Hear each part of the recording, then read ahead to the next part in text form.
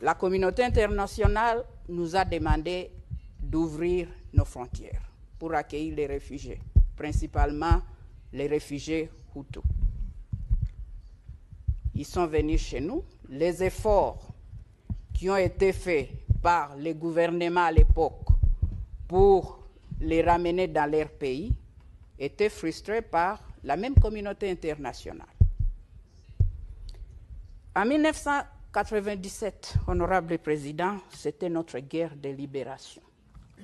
Après 32 ans de dictature, il y avait eu la guerre de la libération. On a libéré notre pays de dictature par notre troisième président, de reste mémoire, M. Laurent Désiré Kabila. Honorable président, une année, 3 mois après, en 1998, nous avons connu une rébellion. Et une rébellion de RCD Goma, qui était soutenue par nos voisins du Rwanda. Ils ont soutenu cette rébellion.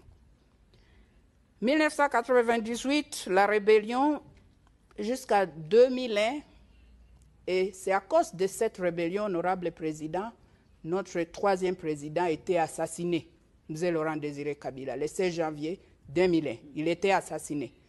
Malgré tous les efforts qui ont été faits par les pays de la SADC, et je remercie encore, nous savons qu'on avait eu des discussions ici, et je vais revenir à ça.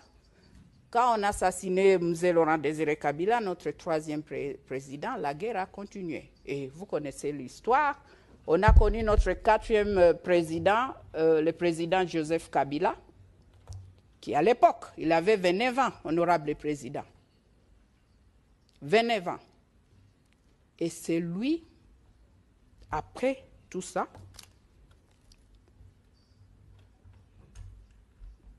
nous avons entré dans de dialogues, de discussions, et c'était ici en Afrique du Sud, avec les mouvements rebelles du RCD Goma. Et les autres, la société civile et des autres groupes d'opposition. Honorable président, de 1998 à 2003, le RCD Goma a occupé la partie est de la République démocratique du Congo, c'est-à-dire le Nord Kivu, partie du Sud Kivu. La RCD Goma, Rassemblement des Congolais pour la démocratie, c'était ça. Ils ont occupé cette partie de la République démocratique du Congo avec le soutien de notre voisin, le Rwanda. Ils ont fait 5 ans dans cette partie de notre pays. Mais ils n'ont jamais délogé les FDLR, qui sont des groupes de, je ne sais pas si c'est, comment je peux dire, ce sont des génocidaires, comme il dit, mais ce sont des Rwandais. Ce sont des Rwandais qui sont venus là, comme je vous ai expliqué, j'ai expliqué à cette auguste plénière, mais ils n'ont jamais délogé pendant 5 ans ces groupes de FDLR. Jusqu'à aujourd'hui, ils sont là-bas. Si eux, ils n'étaient pas en mesure de faire ça pendant 5 ans, qu'ils ont occupé notre territoire, honorable président, pourquoi nous parlons de cette histoire jusqu'à aujourd'hui? Excusez-moi, je vais dire, c'est de la mauvaise foi. Parce que l'FDLR a tué beaucoup de Congolais, plus que les Rwandais. L'FDLR opère dans notre territoire. Nous avons 2 345 000 km². Mais il y a des pays qui sont plus grands que nous, mais on gère les pays, c'est possible de gérer. Honorable président, c'est ça le problème d'aujourd'hui. Le Rwanda a toujours dit que non, il y a des tentatives d'attaquer le pays, mais je ne sais pas s'il y a un seul jour, que l'honorable peut nous dire, et je ne crois pas que je demande une réponse, qui peut nous dire qu'il y a eu l'FDLR qui est entré dans leur territoire. Honorable président, en 2003, nous avons connu un gouvernement de un président avec 4 vice-présidents, la première en Afrique. C'était notre souci, de ramener la paix dans notre pays, de reconstruire la paix, de construire la paix et reconstruire notre pays. On ne peut pas parler de développement d'un pays ou même de la région des Grands Lacs s'il n'y a pas la paix.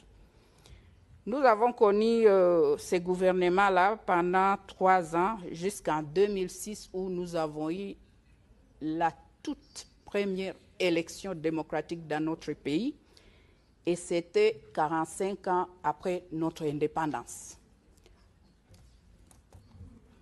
Tous les problèmes qui ont été présentés de RCD Goma, après qui est parti, ils ont recréé CNDP, après aujourd'hui on a les M23. On a résolu ces problèmes, honorable président.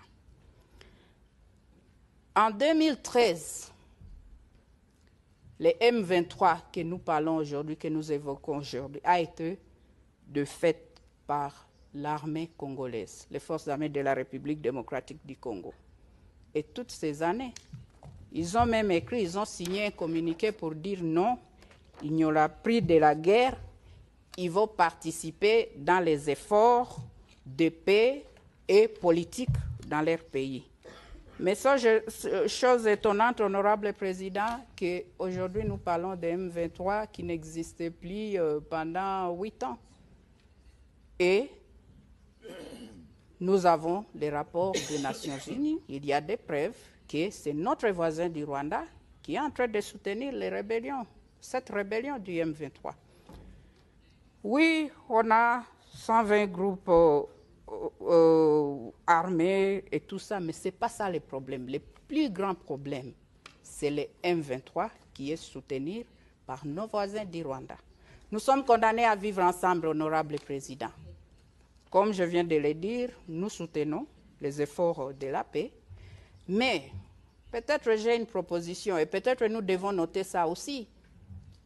Vu que les FDLR, ce sont des Rwandais, peut-être les Rwandais devaient faire un effort pour dialoguer avec eux, parce que ce sont des Rwandais, ce ne sont pas des Congolais. Ils sont en République démocratique du Congo, mais ce sont des citoyens rwandais.